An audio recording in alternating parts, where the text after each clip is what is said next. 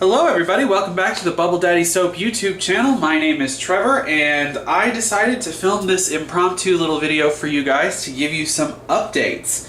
So you just saw a video from me a few days ago with my normal setup where everything was top down and you were looking at my kitchen counter and there was crap all over the place. Well, we fixed that. That video was actually shot probably about 3 months ago, actually, and we moved into a new apartment and I now have a room all to myself where I make soap. We also decided that since we were moving into a new room that it was time to get a little bit more permanent lighting fixtures, things like that, so the lighting in here is now much better. We updated to a stainless steel table instead of a countertop, which I'm very happy about. It's so much easier to clean. It does show handprints a little bit. If I were to leave my hand on the table, you might be able to see where it was. Another thing is that, and this is a personal life update, aside from the table and the lights in the new room and new apartment, I've been dealing with some fairly serious depression and anxiety issues. Earlier this year, I had a couple of personal family tragedies that hit within a couple of weeks of each other, and I'm somebody who was diagnosed with clinical depression, major depressive disorder, when I was, I don't know, I must have been 14 or 15 years old, and was diagnosed with generalized anxiety disorder in my mid-20s. I'm 31 now, and it comes and goes. It's never really completely gone, but the major issues come and go, and I take medication for it. And when all of these things happened back in January, it just hit me like a truck, and I was able to, well, I say able to, I kind of went numb, and I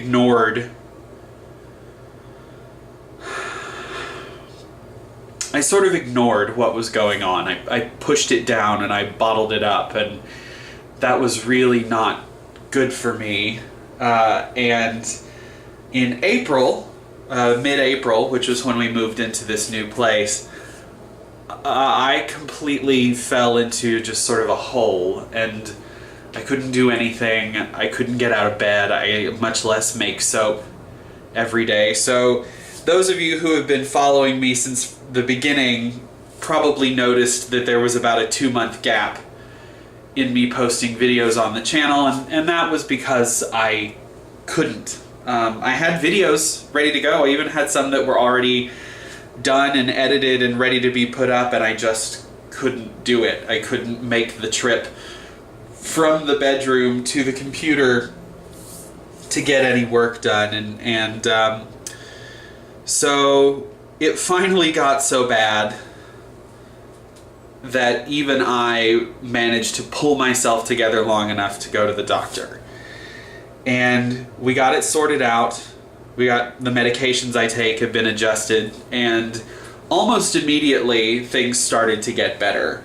And that is when we finally went and got the new lights and the table, and I got a new tripod for the camera, so that we had something more stable to shoot on, or to shoot with, and I just wanted to let you guys know what had been going on with me. And depression is serious, and just because it's not always visible on the outside doesn't mean that it's not real. And sometimes you can't tell. Sometimes you can't tell who around you is hurting, or in my case, not feeling anything at all. Sometimes it's just not apparent. Sometimes you're the person with depression and you don't realize that it's got a hold of you until it's almost too late. So I wanted to say something about that. I've been sort of mulling it over, talking about it on camera for a long time, and I finally decided that it was the right time to do it. But because this is a soap making channel, and because I didn't want to just post a personal video where I don't show my face, because I never show my face on camera, and that is a topic for another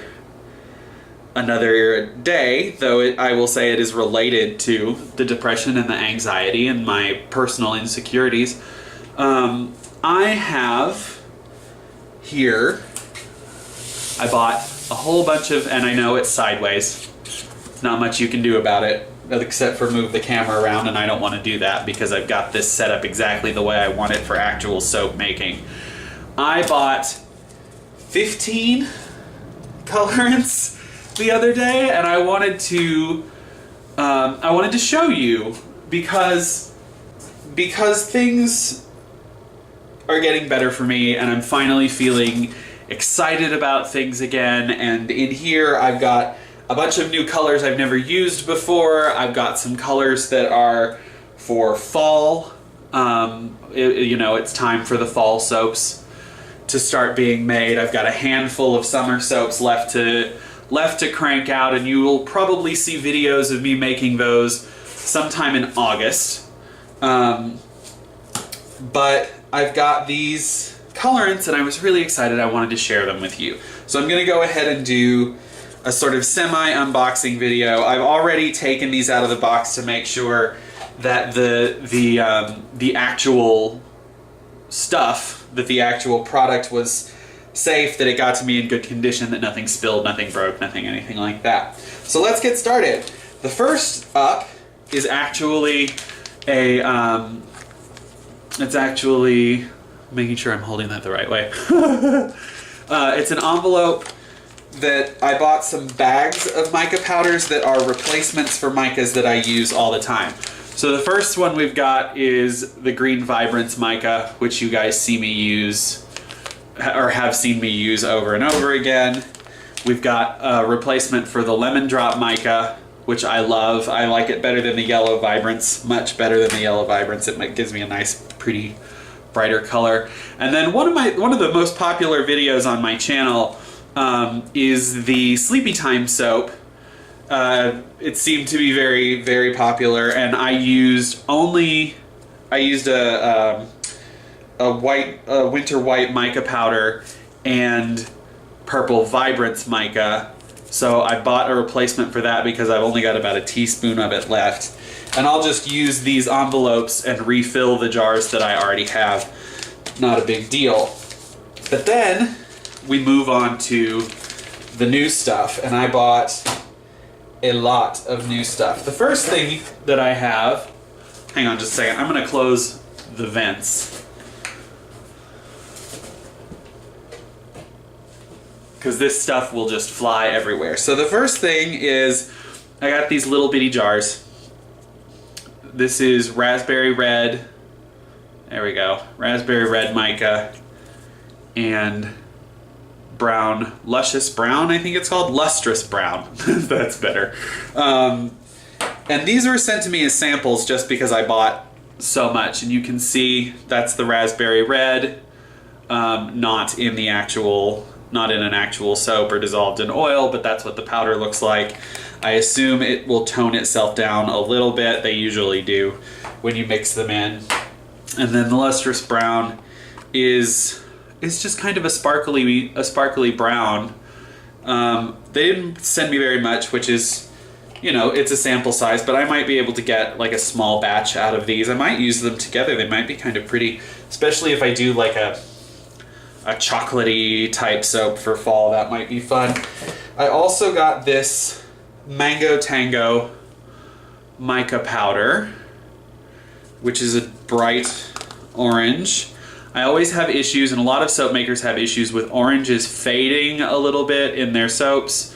And I've been on the search for one that doesn't do that, and Nurture Soap, who I tend to trust with my colorants because they are very good about that, says that this one works a little bit better, so we're going to find out. I also bought, let's see, we'll do these other two together. Where is it? No, okay. So, my favorite colors, because I guess I'm basic or whatever, are Tiffany blue and chocolate brown. I love those colors together, and neither one of these is an actual Tiffany blue. But I'd also been looking to make a soap that looked a little bit like patinaed copper, and I think that these are gonna get me there. So this is Siren Song mica powder. I'll let you see what it looks like in the jar. Hello. There we go, like that. It's a little bit, there's a little bit of the green is washed out on camera, so it looks a little bluer, but it actually is kind of a blue-green, a very sparkly blue-green color. And then we got Synergy mica powder, which is probably my favorite color that I got from them. It's the closest to like a Tiffany blue that I've been able to find. It's a little darker, but if I add just a touch of titanium dioxide, I bet it'll turn the color I want it to. Let's see, let me get the lid back on that. The next thing is that I finally caved and bought a jar of water-soluble titanium dioxide. I have been using oil-soluble titanium dioxide for months. It seems like most people find they get better results with water-soluble, that it is slightly less finicky. So I went ahead, and I'll show you what this looks like, just in case you've never seen it before. It's just a white powder, and you mix it with water and then add it into your soap batter and then blend it in. You kind of have to blend in titanium dioxide to get that really white color that you're going for. And then to go along with my my copper, like patinaed copper, I actually got a jar of copper penny mica powder. And this copper penny mica powder is the color of a copper penny.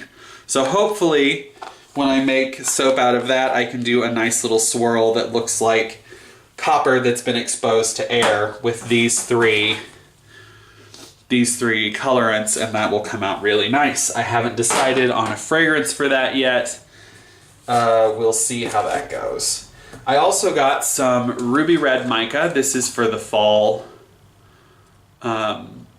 colors.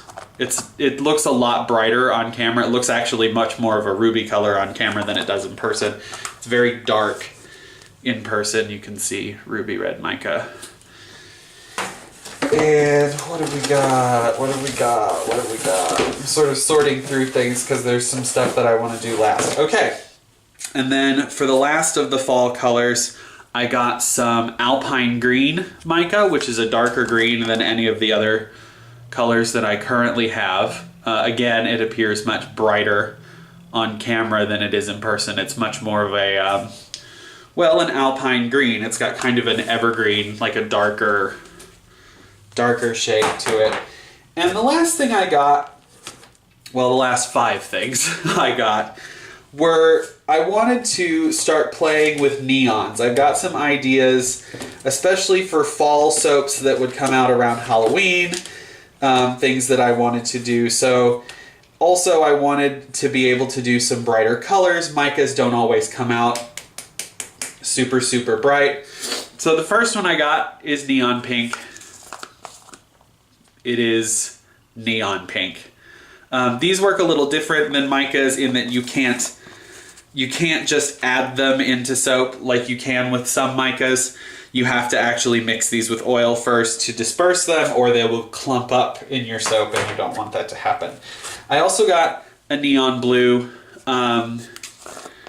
It's not, I mean, it's intense. You can see up close. It's almost like, I don't even know what to compare it to, but it's very, very sort of striking blue. You know when you look at something that's blue or purple or especially fuchsia for a long period of time, and it kind of makes your eyes go a little hazy and everything around what you're looking at gets darker?